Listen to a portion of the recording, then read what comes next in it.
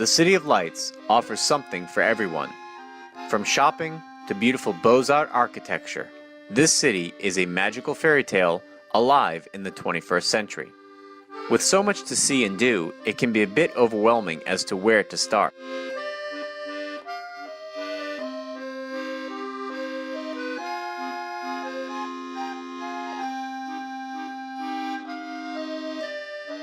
For now, let's count down the top 10 attractions that are a can't miss during your visit to this magical city.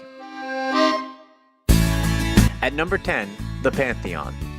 Located in the Latin Quarter in Paris and a short walk from Jardin de Luxembourg, this one-time church now functions as a secular mausoleum, housing the remains of some of the most distinguished French citizens, including Victor Hugo and Marie Curie. But it's not what's located underneath the Pantheon that's a must-see attraction. The 360-degree panoramic views of the city are some of the best in all of Paris. And with shorter wait times than that of the Eiffel Tower, visiting the Pantheon can save you valuable time if you're on a tight schedule. At number 9 is the Arc de Triomphe. Located at the western end of the famous Champs-Élysées, the Arc de Triomphe is the linchpin of the historical axis which extends from the Louvre to the Arc.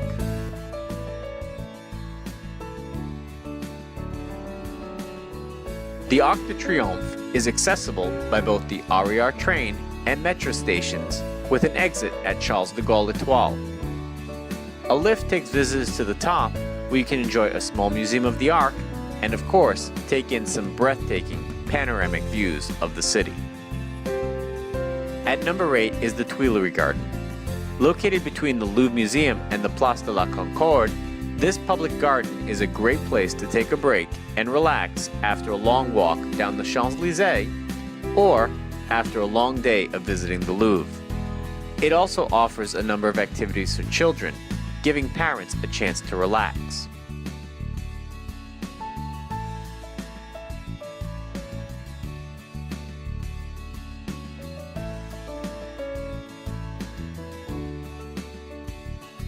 At number 7 is Centre Pompidou, located in the 4th arrondissement of Paris, near Les Halles and the Marais. Centre Pompidou is the largest modern art museum in all of Europe. The Place Georges Pompidou, which is located in the front of the museum, is famous for its street performers, and in the spring, it is home to miniature carnivals featuring a wide variety of bands, caricature, and sketch artists. Just the thing to keep the kids happy after a long visit through the museum. Number 6 is Versailles. While not centrally located in Paris, if you can only fit in one day trip during your visit, make it to the Palace de Versailles. Located 30 minutes outside of Paris via the RER train, Versailles is the most luxurious and historic royal chateau in all of France. Be sure to do your research on the many things to do while at Versailles before you go, as it is so massive that you are sure to miss some hidden treasures if you are not prepared before your trip. For people with a limited time in Paris, you should consider skipping this attraction, as it does eat up a full day of your time when visiting Versailles. Number 5 is Sacré-Cœur.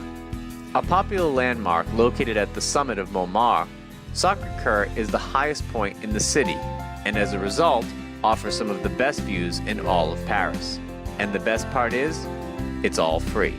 Sacré-Cœur is also a great stop after a long walk through the streets of Paris, where you can enjoy a picnic underneath this incredible church while basking in the panoramic views of Paris.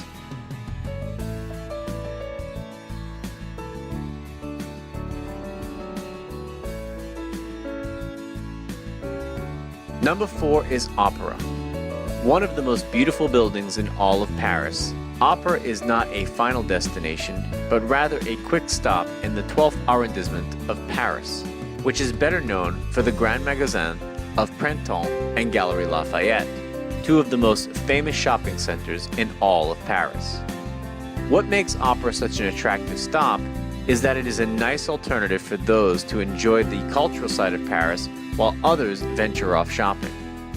Opera is also adjacent to the Paris Story, which is an amazing historical tour through Paris, fully realized in 3D movies and a miniature replica of the entire city. Number 3 is Notre Dame. Probably the most well-known cathedral in the entire world, thanks in large part to Victor Hugo's novel The Hunchback of Notre Dame, is located on the eastern half on the Ile de la Cité along the Seine. Due to its overwhelming popularity, it is best to visit Notre Dame during the week, when lines to visit the top are shorter, and be sure to check out the crypts of Notre Dame, which is an often forgotten treasure of this cathedral. Number 2 is the Louvre, one of the world's largest museums, housing nearly 35,000 objects from prehistory to the 19th century, which are exhibited over an area covering 60,600 square meters. Located on the right bank of the Seine, the Louvre is the most visited art museum in the entire world. When visiting, we recommend that you prioritize what you want to see. If Egyptian artifacts are your fancy, stick to that. However, if you're more interested in Greek culture, go to those wings instead. To put it simply, there is no way you can see all of the Louvre in one visit. So, plan ahead to maximize your time and always purchase your tickets in advance to avoid waiting in long lines. Number 1 is of course the Eiffel Tower. As it is without a doubt the most famous attraction in all of Paris, it is also the most populated, especially on the weekends. So, it is best to visit the Eiffel Tower on weekdays, and you must book your tickets in advance if you want to travel to the top of the tower.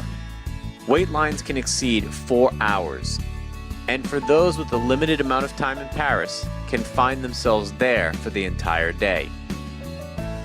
These were our top 10 attractions in all of Paris. Bon voyage!